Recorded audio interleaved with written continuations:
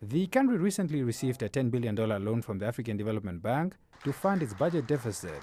This money, Venani claims, goes back into the pockets of superpowers such as China, who he said dictates the use and conditions of labor, thus resulting in failure to produce the much-needed jobs or economic growth. Next week in the National Assembly, we shall move a motion in Parliament that will call on all deals signed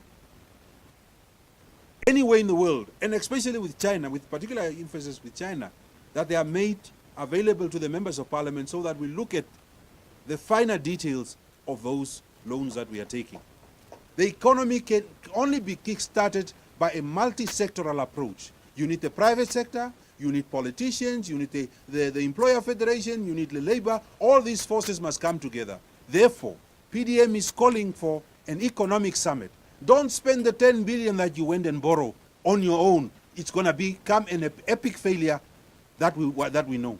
Venani's plea comes after reports emerge that some countries who defaulted on Chinese loans had their assets confiscated by China. The PDM leader also described the $14 billion spent on the Targeted Intervention Program for Employment and Economic Growth, TBEC, as wasteful expenditure.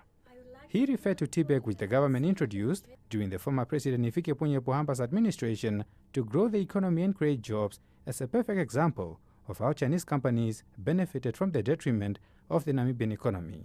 TBEC is the very reason why this economy is bleeding today.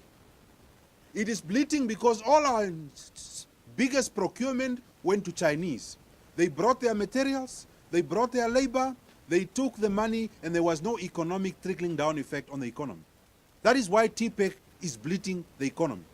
And for a minister to say that he has no hard feelings on TBEC, and they went and borrowed another 10 billion, so that they squander it as they have done under TBEC and tell us that he has no hard feelings. I think the president must ask his Minister of Finance to withdraw.